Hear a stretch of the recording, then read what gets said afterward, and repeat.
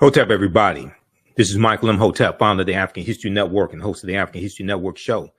It is Thursday, February 22nd, 2024, and African American History Month, Black History Month continues. And I've been getting questions on my social media platforms about my new 10-week online course that I teach on the weekend, usually on Saturdays, Ancient Kemet, the Moors, and the Ma'afa, Understanding the Transatlantic Slave Trade, what they didn't teach you in school. So I'm going to do a preview of that class, go over some of the slides in the class, deal with some of the content, and show you the extensive class outline, class lesson plan that I've put together. Okay, so the lesson plan is already done for all 10 classes, and we did an introduction back on February 3rd. And the class started February 10th. So our next class will be Sunday, special day, Sunday, February 25th, 2024. All right. Now, when we deal with the transatlantic slave trade, we have to understand that we can't start studying our history in slavery. We have to deal with thousands of years of history that leads up to the transatlantic slave trade taking place. And we have the class lesson plan on our website, AfricanHistoryNetwork.com, so you can review the entire 10-week lesson plan. We have to deal with thousands of years of history that leads up to the transatlantic slave trade taking place. And we have to deal with the 800-year occupation of Europe by the Africans known as the Moors, who take the teachings from ancient Kemet, ancient Egypt, into Europe. And these teachings bring Europe out of the Dark Ages. Okay, so this class, I started teaching it in 2017. I've been studying history over 30 years. This class evolved out of a 4.5-hour lecture that I did back in January 2014. And in this 10-week online course, there are over 200 slides that I show you in the class that I put together. We look at 80 to 100 articles. There are 15 books that we reference. You don't have to buy any of these books to follow along in class. The video clips that I show you as well, interviews that I've done with many of our scholars, like Professor James Small, Professor Kabahaya Watakamane, Runoko Rashidi, etc. Dr. David M. Hotep also. Okay, so this is a fantastic class. You can register for this class at our website, AfricanHistoryNetwork.com, AfricanHistoryNetwork.com. Class is on sale right now, $80. We do the sessions live. All the sessions are archived and recorded. You can go back and watch it anytime. And in class session number 2, we looked at some history dealing with African American History Month. We know February is Black History Month, African American History Month, created by Dr. Carter G. Woodson in February 1976. February 1926. It started February 7th, 1926. We know Dr. Carter G. Woodson was the co-founder of the Association for the Study of Negro Life and History, which is now the Association for the Study of African American Life and History, ASALH. We know he was a prolific writer. He wrote numerous books. His most popular book, The Miseducation of the Negro, in 1933. And I also talked about this year's annual theme for African American History Month, which is African Americans and the arts. African Americans and the arts. Okay, so we talked about that as well. And there's been an annual theme for African American History Month since 1928. Since 1928. So we went over this type of information in class number 2 also. All right. So some of the things that we deal with in the class, and I'm going to refer back and forth from the class outline that I put together to the some of the slides in the course also. Okay. So be patient with me as we transition.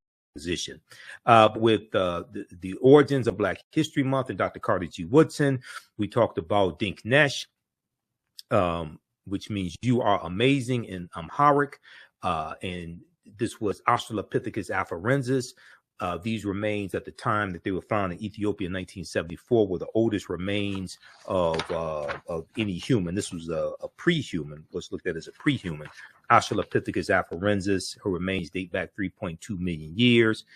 There's a global timeline of history that we use in the class also that comes from blackpast.org. So they have a good timeline of history.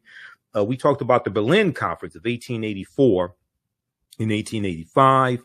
Where these European nations come together to divide Africa, to continue to rape Africa of the mineral wealth, and so they can stop fighting and killing each other over the mineral wealth of Africa. So we deal with some of that history. I talked about a little bit of the history of Juneteenth. June 19th, 1865, Major General Gordon Granger goes into Galveston, Texas. And there was a good article from the New York Times that dealt with how most Americans don't understand the history of Juneteenth. Now, this article came out in, it was about June of 2021 when this article came out. But one of the things that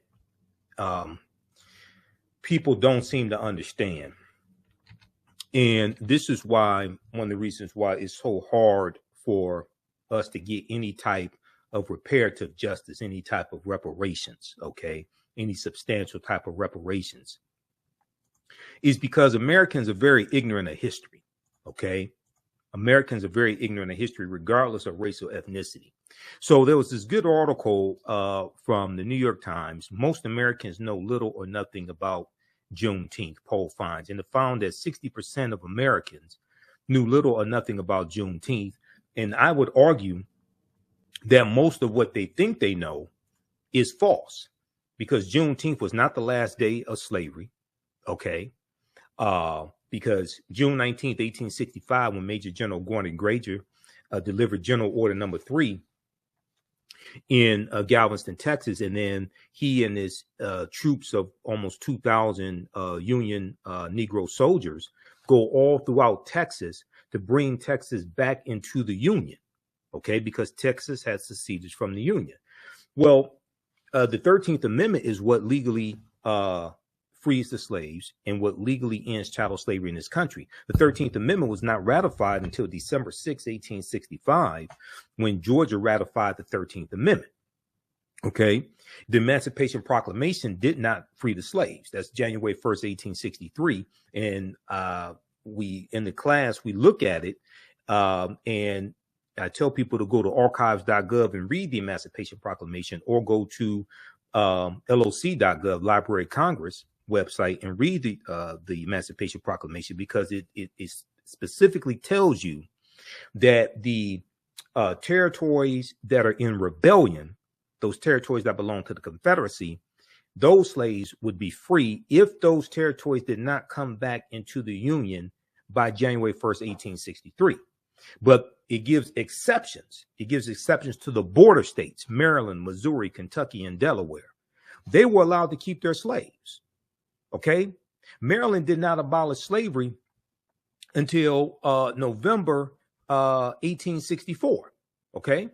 And that had to be put on the ballot. They had to vote on that. The Emancipation Proclamation did not free the slaves. So one of the things that we do in this class, from class number 1, is dispel a lot of myths that are out here dealing with history. Okay. If you read, this is an article that we look at in the class. The not quite free state, Maryland dragged its feet on emancipation during the Civil War. Now, this is from Washington Post, September 13th, 2013. Interestingly enough, September 13th is the day before September 14th, 1814, when Francis Scott Key wrote The Defense of Fort McHenry, which was a poem that became known as the Star-Spangled Banner. And you see the video that I did dealing with the Black National Anthem and the Star-Spangled Banner, how Francis Scott Key was a white supremacist slave owner who thought that African people were mentally inferior, and how the Star-Spangled Banner The whole song is a white supremacist song, not just the third stanza. Okay. But the vote was, the final vote was 30,174 in favor of freeing the slaves to 29,799 against. November 1st, 1864, Maryland slaves were declared free only a few months before Congress would approve the 13th Amendment abolishing slavery. Now, this is almost 2 years after the Emancipation Proclamation. So there's a lot of this history in mainstream media that I hear being repeated during Juneteenth, all this stuff that's just false. Now, Juneteenth is very important. It's very important that Juneteenth became a federal holiday. One, that's the only federal holiday that acknowledges slavery. Okay. You do have Emancipation Day, which is April 16th. Okay. But that's recognized not as much. That's largely celebrated in Washington, D.C. Why is April 16th significant? April 16th, 1862, that's when the Compensated Emancipation Act of 1862 was signed into law by President Abraham Lincoln. It passed Congress, passed the House, passed the Senate.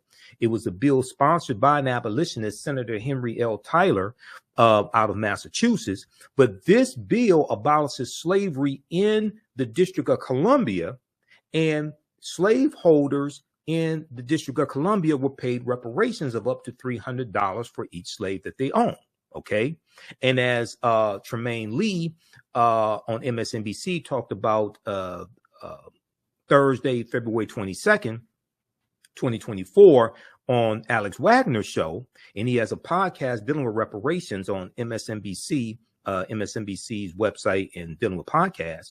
You had a few, maybe 5 or 6 African Americans who owned slaves because they bought family members out of slavery in the District of Columbia, and they collected on reparations also. Now, the slaves were never, those slaves that were freed were not given reparations. Read this article here from the, this is from Senate.gov. The Zen Education Project has one, but the one from Senate.gov has more information. Okay. Senate.gov is the official website of the U.S. Senate. Landmark legislation, the District of Columbia Compensated Emancipation Act. So I hear people misstate what happened. And I hear people say, I've been on panel discussions, and, you know, I've been on, you see me on Roland Martin Unfiltered on Fridays. I've been on, it's been over 3 years. I started October 20th, 2020, and been on almost every Friday since then. I hear people say, oh, slave owners were given reparations during slavery here in the U.S. The slaves weren't given anything. Okay. This only applied to the District of Columbia. This is why we have to do more research. And this is why a lot of this stuff floating out here dealing with reparations, don't take this the wrong way. A lot of this stuff, Senator Henry L. Wilson, I should say, Senator Henry Wilson, a lot of this stuff is not going to go anywhere. Because if you're seeking a legal remedy to a historical problem, then that would imply that you understand both law and history. And unfortunately, a lot of people pushing this stuff dealing with reparations don't understand either one. And I can listen to them and tell that. A lot of this stuff is not going to go anywhere. They don't know how to make legal arguments. And the other thing is, as we deal within this class, and also in the second class that I teach, dealing with history from 1800 to 1968, race-based policies are illegal at the federal level based upon Title VI of the 1964 Civil Rights Act, Section 601, non-discrimination in federally assisted programs. Nobody wants to have that conversation. Okay. But if we look at this very quickly here, landmark legislation, the District of Columbia Compensated Emancipation Act. On a visit to Washington, D.C. in 1836, the site of a slave auction held in the shadow of the Capitol, the U.S. Capitol, convinced future Senator Henry Wilson of Massachusetts to, quote, give all land to the cause of emancipation, end quote. So he's elected to the U.S. Senate in 1855. This is 6 years before the Civil War begins, April 12, 1861. Senator Henry L. Wilson became a leading voice for the abolition of slavery during the U.S. Civil War. Okay, so make a long story short, the bill passes the House, passes the Senate.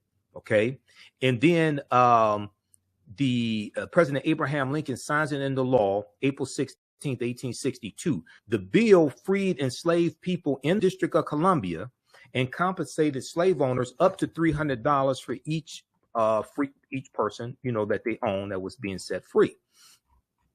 Now, the Hartford Daily Courant, COURANT, celebrated that, quote, not a slave exists in their shackles have fallen, never to be restored, quote. In the months following the enactment of the law, commissioners approved more than 930 petitions granting freedom to 2,989 formerly enslaved people. DC Emancipation Day has been celebrated in the District of Columbia since 1862. Just 5 months later, September 1862, we know that was the preliminary Emancipation Proclamation, September 22nd, 1862. The Emancipation Proclamation was a military strategy that Lincoln used, and the purpose was to bring the South back into the Union. Okay. All right. Now, so read this here at Senate.gov. Senate.gov is the official website of the U.S. Senate. So there are 80 to 100 articles that we look at in the class. We go deep into this history. Okay. And in the second class that I teach on Sundays, we have that class starting up in June. Black resistance movements from the Haitian Revolution, U.S. Civil War, Civil Rights Movement, Black Power Movement, 1800 to 1968. We focus in on that period of history and get deep into this history also. Okay. All right. Now, so we look at things like Juneteenth briefly to dispel some of these myths. We talk about Imhotep, one of the greatest people who ever lived in human history. Imhotep was a philosopher. He was a priest, physician, architect, mathematician, designer of the step pyramid for Nasubiti, Pharaoh Zoser in the third dynasty. And Imhotep means he who comes in peace in the ancient Medu Neter language. And these are some famous statues of Imhotep. Now, this is Imhotep, and this is not Imhotep. In the 2001 movie, The Mummy Returns, the villain's name was, one of the villain's names was Imhotep. And they have this Arab-looking Eurasian actor, Arnold Vosloo, portraying Imhotep. And in the movie, he was a villain. He was evil. Okay. So many of our children will see this and think that one of our greatest ancestors was evil. Okay. And not even of African descent. This is a theft of the history, more cultural appropriation, a theft of the history. Here's a picture of the step pyramid that Imhotep was an architect of. This was for Nasubiti Zoser in the third dynasty. And there's a couple of books also on Imhotep we reference in the class. This one right here by Dr. Molefi Kete Asante, who's a friend of mine. I just interviewed Dr. Asante in April of 2023, dealing with the whole Cleopatra the Seventh controversy and the documentary that Jada Pinkett Smith did in the series African Queens. The Egyptian philosophers, Ancient African Voices from Imhotep to Akhenaten. Okay, excellent book. They talk about all these philosophers: Ptahhotep, Imhotep, Kagemi, Sanchi, all these before Aristotle, Socrates, and Plato. Okay, and Imhotep, we see around 2700 BC he lives. Depending upon which timeline of history you look at, the timelines of history can be 200 to 300 years off. But we know at least 130,000 years of our history has been stolen. Okay, so I'm going to go back to the course outline. And once again, the course, as I said before, the course outline, we have it right on the homepage of our website, AfricanHistoryNetwork.com. Right at the top when you see the information for this class. So you can register for this class right now. We do the sessions live. All the sessions are archived and recorded. can go watch it. You can watch it anytime, even after the 10-week online course is over with. You can go back and watch the entire class. Okay. So, as soon as you register, you can watch the 2 previous classes and get caught up and join us Sunday, February 25th, 2 p.m. Eastern Standard Time. We go through and look at the different dating systems of BC and AD popularized by an English monk named the Venerable Bede. We look at the 1619 Project. We talk about that some and how a lot of what we know, a lot of what we've been taught about 1619 is false. Okay. And we go through and break that down. And then we deal with the date. Even though 1619 did take place, August 20th, 1619, 29 Negroes are on, or 29 Africans are on the White Lion pirate ship. Okay. The White Lion pirate ship, which was an English pirate ship. A lot of the history surrounding 1619 is false. And when we look at the work from Dr. David Imhotep, who wrote the book, The First Americans Were Africans, Documented Evidence, and who was a friend of mine as well. We know he passed away in 2023. We see that African people have been in the land we call the United States of America going back at least 51,700 years. All right. Now, in 1619, codified slave laws didn't even exist in any of the 13 colonies. Codified slave laws. The first colony to have codified slave laws is going to be Massachusetts in 1641. Comes to Virginia around 1660. It hits the different colonies at different times. The mistake that is made when we retell this history is we think this whole system of slavery existed in all the 13 colonies as soon as those Africans got off the ship. That's not the case at all. And if you read chapter 2 of Before the Mayflower by Lerone Bennett Jr., this is the 6th edition, he lays out a lot of that history. And we see the way we think this history evolved is not actually how it happened. Okay. And that's why you have to study Bacon's Rebellion in 1675, 1676. But this is a historical marker here at in Point Comfort in Virginia. And there's a good article called Much of What We've Been Told About Virginia's 1619 First Africans is Wrong. 1526 doesn't get talked about enough. And you had the Spanish who were trying to set up a permanent settlement here in the Georgia, South Carolina area. And they take 100 African slaves into that area in 1526. Those Africans are going to have a revolt and disappear. It's believed they went to go live with Native Americans. But this is 93 years before Jamestown, Virginia. How is it fixed? 1526 doesn't get talked about. But like I said, African people were here for tens of thousands of years before slavery existed, and we were here for thousands of years before the people who we call Native Americans came into existence. If you read The First Americans Were Africans, Documented Evidence by Dr. David Imhotep, and his new book came out in late 2021, The First Americans Were Africans, Revised and Expanded. On page 14 of his first book, he lays out evidence from an archaeological discovery in 2004 by Dr. Albert Goodyear in Allendale County, South Carolina, that shows an African presence dating back at least 51,700 years ago.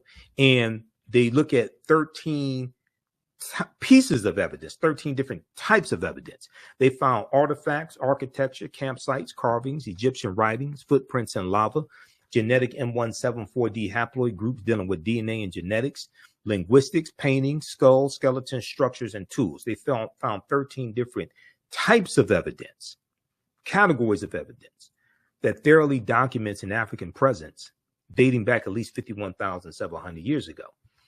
Now, this is before Native Americans came into existence. Now, this is not to take anything away from Native American history, but we all know that African people were the first people on the face of the earth. One of the things we look at in the class are archaeological discoveries. And there was an archaeological discovery coming out of Morocco in June of 2017 that shows how they found Homo sapiens. They found remains of Homo sapiens that date back 300,000 to 350,000 years ago And this was found in Morocco. These are over 100,000 years older than the earliest remains that they had found of Homo sapiens sapiens, or modern man, Homo sapiens, that date back 195,000 years ago in Ethiopia. So the deeper they dig, the blacker the planet gets, the more research they do, the older we get. So when these different archaeological discoveries come out, they have to keep pushing the timelines back. You know, Juvenile had the song Back That Thing Up. When these archaeological discoveries come out, they keep having to back that thing up. They keep having to back the timelines up. And when you study a lot of these discoveries, the scientists are saying that now they have to rethink everything. These archaeological discoveries are pushing the timelines back. And they're saying they have to rethink everything. So we've been led to believe that African people were the first people on Earth, but they went all around the world, but did not come to North America. That's a lie. That's a lie. And once we wrap our minds around the concept, and I'm going to go back to the cover of Dr. David Imhotep's book, because this is one of the problems I have when we celebrate African American History Month and don't understand history. If we approach history from the perspective that African people first came to this land that we call the United States of America, conquered and shackled in chains, conquered by Europeans, then you are already starting the conversation with a defeatist attitude and a false concept. No, this was our land stolen from us. This was our land stolen from us. Once we wrap our minds around the concept, because the research has already been done, and you have European archaeologists like Dr. Albert Goodyear who tell the truth. Once we wrap our minds around the concept that this was our land stolen from us, and we did not first come to this land conquered and shackled and chained, you would have a seismic shift overnight in the conscious level of African people in America. Now, this is not saying the transatlantic slave trade did not happen, because you got some people out here that don't study history, don't study chronology of history, and say, well, because Africans were already here, that means transatlantic slave trade did not happen. That's false. All that stuff happened. We were just here tens of thousands of years before we were told that we came here. Okay? And one of the things we do in the class, we look at where Christopher Columbus goes on his voyages, and Columbus never came to the land that we call the United States of America. That's another lie that's told. Columbus is crucial to understanding the expansion of the transatlantic slave trade, especially after Columbus dies in 1506, and then you have the Asiento de Negros, August 1518, signed into law by King Charles V, also known as King Charles I, which drastically of Spain, which drastically expands the transatlantic slave trade. That's also as a result of Christopher Columbus and Bartholomew de las Casas, Right Reverend Bishop Bartholomew de las Casas, traveling on the voyages, some of those voyages with Columbus, seeing the atrocities inflicted on Native Americans, and de las Casas goes to the Pope and says that they need to stop enslaving Native Americans and focus on saving the souls of Native Americans, and they needed to enslave primarily African people, secondarily white people. And this is what's going to happen. Now, he's going to quickly reverse course and regret that and fight for the abolition of slavery, but it's too late then.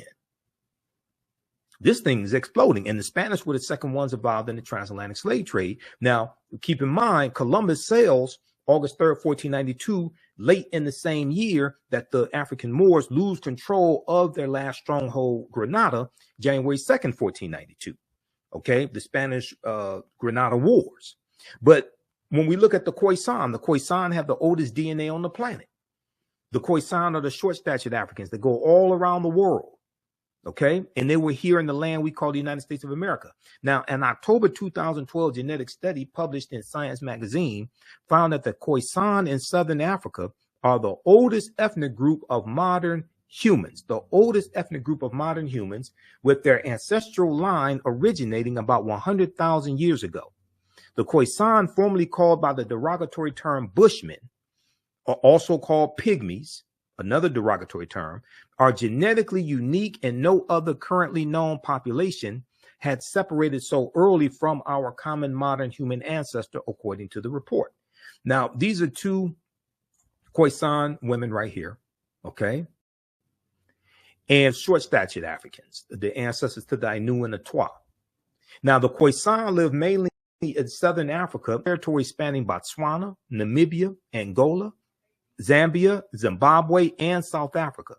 They are largely divided into two groups: hunters and gatherers, or gatherers, known as the Sans people, and keepers of the livestock, known as the Khoikhoi people. Now, Sarah Bartman, Sarta J. Bartman, Hottentot Venus, who was the Nicki Minaj, the Cardi B, the Megan Thee Stallion of her time, because she was paraded around Europe and shown off in freak shows as a freak of nature. She had huge buttocks, okay? She suffered from steatopygia, which is fatty deposits around the buttocks and thighs. She was a Khoisan woman. She had large breasts, and she is going to die, it's believed, of suicide around 26 years old, and it's also believed that she became a prostitute as well, okay?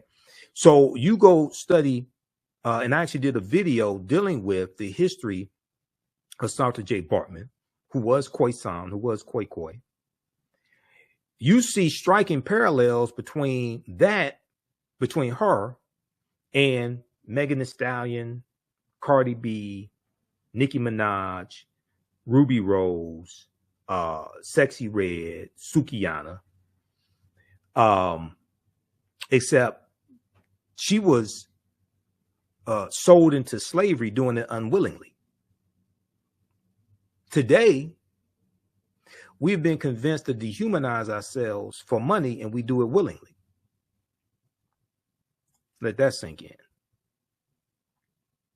Now, the Khoisan languages include the distinctive click sounds, the click language, that are not found in the languages of their neighbors. There's a good article from AtlantaBlackStar.com called 5 Ethnic Groups That Prove the First Humans Were Black. 5 ethnic groups that prove the first humans were black.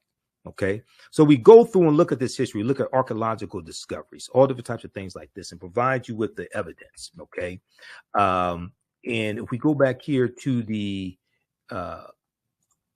course outline, and like I said, I've been teaching this class since 2017, and the course has evolved immensely since 2017. Okay, and here, this is the first time that I've taught the class when I have the whole course outline completed up front and published as well. Okay, so you all can check this out at our website, AfricanHistoryNetwork.com. You can register for this online class right now. The content is PG-13. You can use this information with your children also. Okay. We talk about the film Black Panther. The film Black Panther deals with African history, African culture, African language, African spiritual systems. There are 11 different African cultures that we see represented in the film Black Panther, but also the language spoken in the film Black Panther is a Bantu language called isiXhosa. Okay, isiXhosa is a real African language. So we deal with that.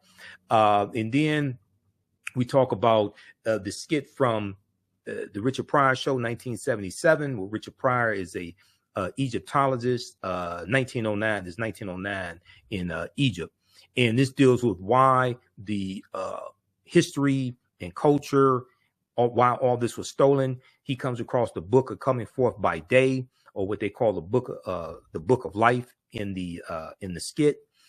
So we talk about Bantu languages as well, like Kwanzaa is a Bantu language, and there's also a piece that deals with Black Panther, Wakanda Forever is rich in mythology.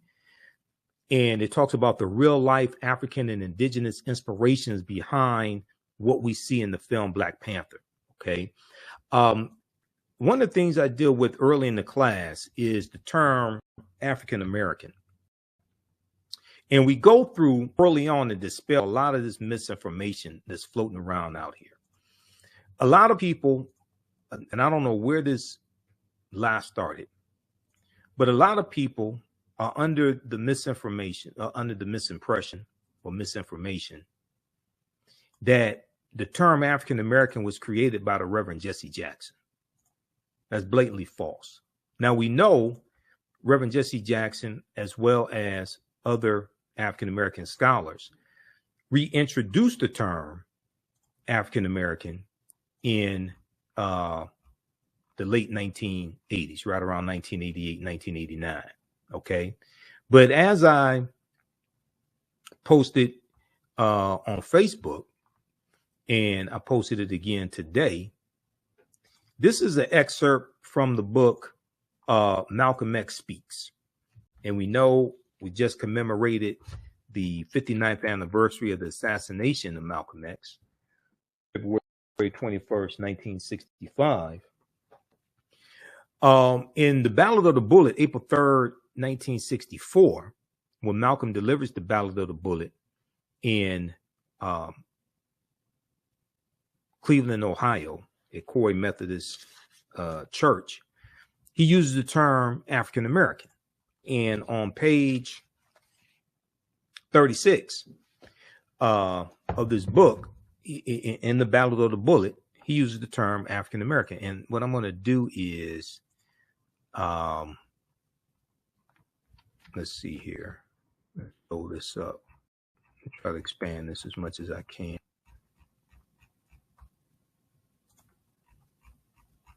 Let's look at this here.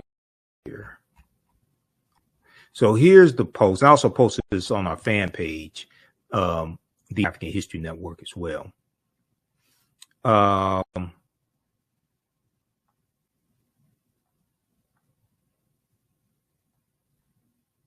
Right here. Let's go to this. Okay, I said, for some reason, people are shocked when I tell them that Malcolm X used the term African American in the speech, the Ballad of the Bullet, April 3rd, 1964, in Cleveland, Ohio. For some reason, many people operate under a myth that Reverend Jesse Jackson created this term. He did not. Reverend Jackson reintroduced the term, but since most of our people don't understand history, they fall for the myth. The pages referenced are from the book Malcolm X Speaks. It looks at some key speeches he made in 1963 to 95. I think it's also important to note Willie Lynch never historically existed, and the Willie Lynch letter 1712 has proven to be a fraud, which is true. Willie Lynch never historically existed. That's one of the biggest frauds in history. Research professor Manu Ampem, who's a friend of mine, I'll be interviewing him sometime in late March 2024. Research professor Manu Ampem for more information on this topic. Please note the term African American is as old as, so read the article from NOLA.com, NOLA. The term African American is as old as America itself, Times reports. But when we look at this here, this is from pages 36 and 37 of the Ballad of the Malcolm X Speaks, the book Malcolm X Speaks, edited with prefatory notes by George Brightman. And Malcolm says, right now in this country, if you and I, 22 million African Americans, that's what we are, Africans who are in America, you're nothing but Africans, nothing but Africans. In fact, you get farther calling yourself African instead of Negro. Okay. But check this out. Now, also at blackpast.org, and blackpast.org has thousands of pages, about 6,000 pages of articles dealing with African history and African American history. They have the transcript of the Ballad of the Bullet speech, and let me see which date is this, because Malcolm gave that speech a few times. He delivered it April 12th, 1964 in Detroit, Michigan at King Solomon Baptist Church.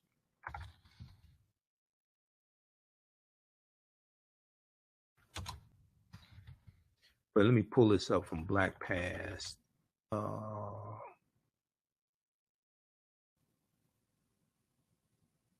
I was just looking at it a couple of days ago. And actually, do I have the link in here? Hold on, I thought I had the link in one of these, I posted the link. Oh, there was a post I did dealing with Malcolm commemorating his the day of his assassination, and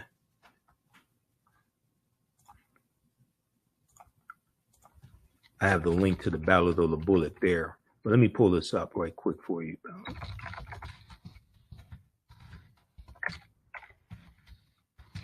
This is at blackpast.org. I want to show people this because, once again, like I said, a lot of us don't understand this history. Okay, so this is at blackpast.org, 1964, Malcolm X, the Ballad of the Bullet. This is the version from April 3rd, 1964 in Cleveland, Ohio. All right. And if we go here, right here, right now in this country, if you and I, 22 million African Americans, that's what we are, Africans who are in America. Okay.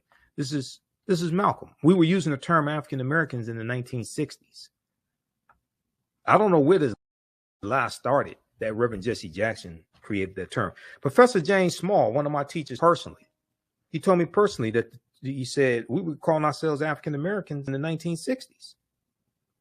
So during African American History Month especially, can we please expose these myths and stop spreading these lies? Willie Lynch never historically existed. Jesse Jackson did not create the term African American. African people did not first come here August 20th, 1619. Yes, August 20th, 1619 did happen, but we were here for thousands of years before that. Okay. All right. How you all like this type of information? Give us a thumbs up, give us a heart, give us a like on this broadcast. Now, if you like this type of information, you can support the African History Network a few ways. Be sure to register for the online history classes that I teach on Saturdays. Ancient Kemet, the Moors, and the Ma'afa, understand the transatlantic slave trade, what they didn't teach you in school. Visit our website, AfricanHistoryNetwork.com, AfricanHistoryNetwork.com. We deal with thousands of years of history and what leads up to the transatlantic slave trade taking place. This is a 10-week class. We're doing more than 10 weeks this time around. Next classes are Saturday, May 4th, Saturday, May 11th, Saturday, May 18th, and Saturday, May 25th, 2024, 2 p.m. Eastern Standard Time. Click right here to register here for the class. The class is on sale $60, regularly $130. We do the sessions live. All the sessions are archived and recorded. You can go back and watch it any time. So a year from now, 2 years from now, you can still watch the entire course. We have the lesson plan here for the entire course also already laid out, so you can look at the content that we cover. We deal with 80 to 100 articles, and I put together this class. I've been teaching this class on and off since 2017. Okay, I've been studying history 34 years now. Do lectures across the country. Been hosting the African History Network show 14 years, but we look at there's over 200 slides that I put together, 80 to 100 articles that we'll go through and look at.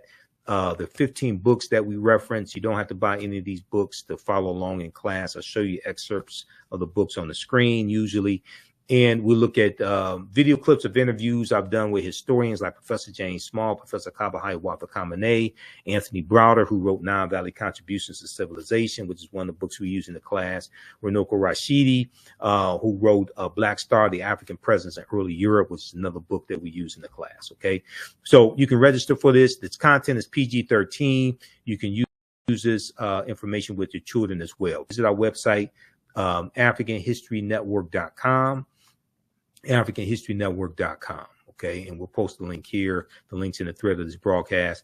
And you can support us through PayPal and Cash App, $ the AHN show through Cash App, $ the AHN show through Cash App, and through PayPal, paypal.me/the AHN show. So we have the information right here on the website as well. This is our official Cash App account, $ the AHN show, SHOW. When you go to it, it'll say Michael and show my picture there. These are fake African History Network Cash App accounts here. that have been stealing money from us. There are a few other ones out there I've identified. I'm still trying to get them shut down. You can click right here on our link and it shows our QR code, okay, for Cash App. This helps us stay on the air, keep doing the research, pay some of the bills, etc.